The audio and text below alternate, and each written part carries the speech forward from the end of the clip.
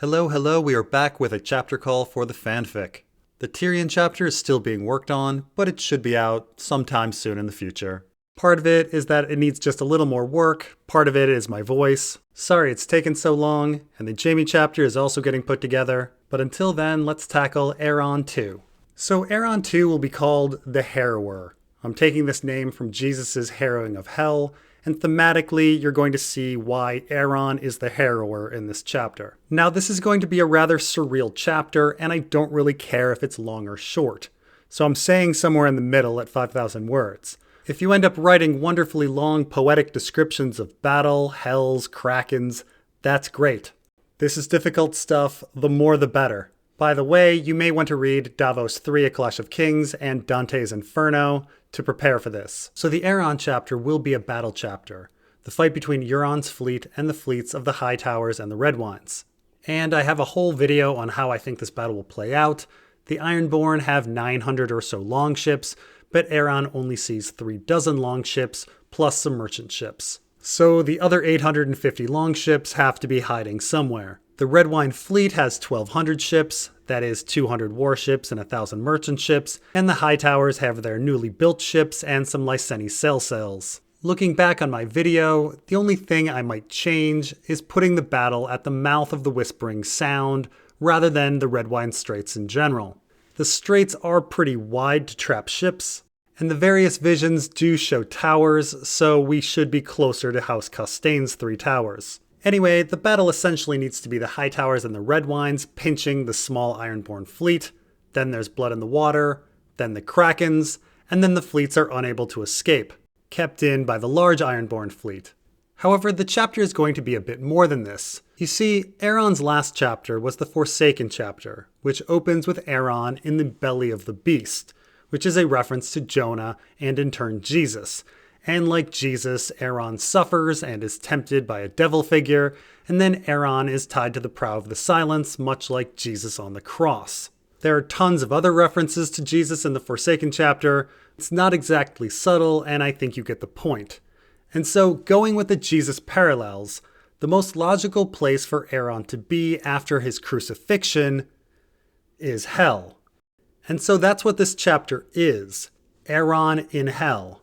And so I figured we'd follow roughly Dante's Inferno, with Aeron descending the circles of hell as the battle progresses. And so the chapter should begin with a shadow passing over Aeron's head. The shadow comes with dread and fear, but this is a bit of a fake out. It's not a dragon, it's a cloud. Aeron knows that a storm will soon be upon them. Aeron will think about how the Greenlanders believe there are 7 hells, but the Ironborn hold that there are but 5.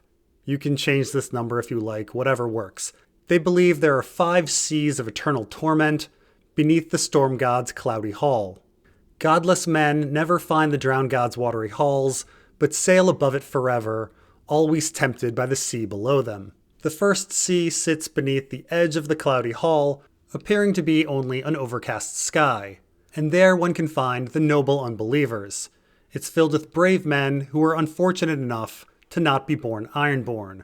Serwyn of the Mirror Shield, Durin God's Grief, Galadon of Morn, they all float in the first hell, tied to driftwood and unable to sink.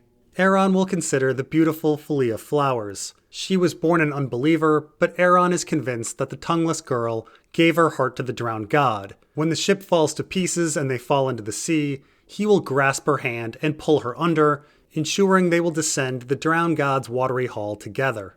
Aeron will then see that they've arrived at the mouth of the Whispering Sound, and they are beneath the 3 towers of House Costain. Up the river, he can see the High Tower fleet and the Lyseni sails. The High Towers have about 200 ships, as many as Euron's fleet. It would be a fight, but the Ironborn fleet sits and waits. After some time, it begins to rain. And that is what one finds in the second hell, rain falling on the heads of Greenlanders. It is the most crowded of the seas, filled with all sorts of ships and vessels, their numbers as plentiful as drops of rain on the surface of the ocean. Some have been there for ages, and some are young in death. Lan the Clever sails with the boy King Joffrey. Bran the Builder is with the young wolf. The Dragon Lords of Old Valyria are with Rhaegar Targaryen. All of them crying out, but their screams are drowned out by the sounds of rain. Out in the straits to the south, he then sees the Red Wine fleet. More than 1,000 ships entering the Whispering Sound. The most ships he's ever seen, coming in fast. Aeron considers the Ironborn fleet. Only 200 ships, and mostly merchant vessels. Aeron isn't sure how many ships Victarion brought east, but Euron would not have allowed Victarion to have a stronger fleet. Thunder then rumbles. A longship passes close to the Silence, flying the banner of House Goodbrother. Tied to the prow is one of the Warlocks. Above him, one of the Goodbrother triplets has dropped his pants and is defecating on the Warlock as the other two brothers laugh. Near the stern, one of the crew has a sow. He slits its belly, letting its guts fall into the ocean, and then throws the pig in after them. Animal sacrifices for wildlings and savages, Aeron will note. Not to mention, they're unclean beasts of the land. In the old way, men did not raise livestock, nor did they farm. Why harrow the land when one can fish the sea? Heretics, Aeron thinks. The Goodbrothers had been baptized and were followers of the drowned god, but then they betrayed Victarion and switched their support to Euron, a godless man. They'd taken Euron's riches. They've been bought with the gold price. The third hell was reserved for heretics, Aeron knew. There they would find Ironborn who turned their back on their faith. Othgar Hoar rocking on a turbulent sea. The Widowmaker trying to raise a mast that would eternally be blown over. It's there the Goodbrother boys would find their forebear, the Bad Brother, tangled in ropes upon his deck, unable to control his ship. Then lightning strikes in the distance. At this point, Euron comes to the prow and says some words to Aeron. Have the words be menacing, have Euron go on as long as you like for this. You can have him talk about anything. Karth, glass candles, blood, being the Corsair king, watching Dany and Slaver's Bay, their childhood, Theon, anything you like. But again, have it be horrible and evil and menacing.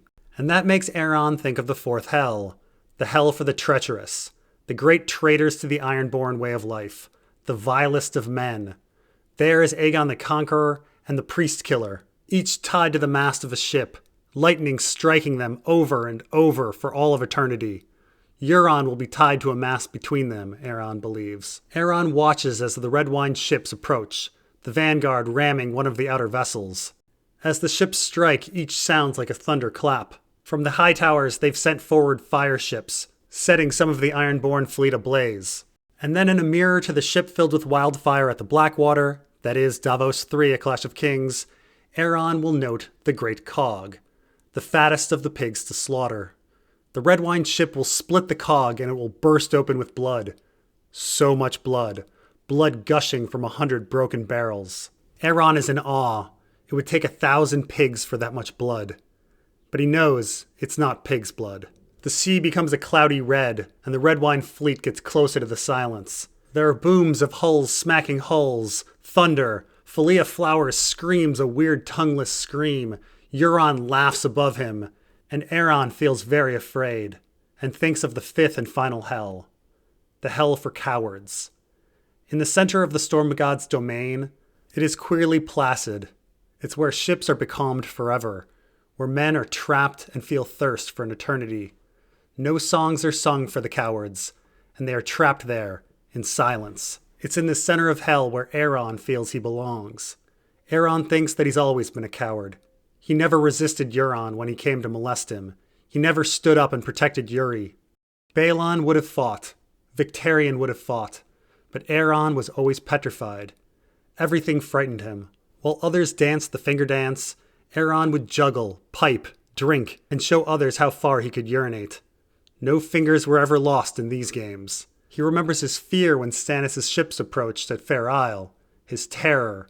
He removed his armor and leapt overboard. He did the same during that storm. That's what truly drove him to the drowned god. Fear of everything. The only thing he ever wanted was to not feel scared. He was no different than those farmers, toiling in the fields, harrowing rather than reaping. No, he was worse. They had the courage to know who they were. Aeron feared even the truth. A Red Wine ship is heading straight towards the Silence, but then he sees tentacles rising from the water, latching to the hull. There are screams and men furiously hack at the arms. Then there's a crunch and the hull breaks open like a hand crushing an egg. Then he sees that there are tentacles everywhere, one rising up beside him on the silence. There's a crack, and then Aeron falls into a bath of blood. And that's where we'll end things. Good luck with writing, and we'll see you next time.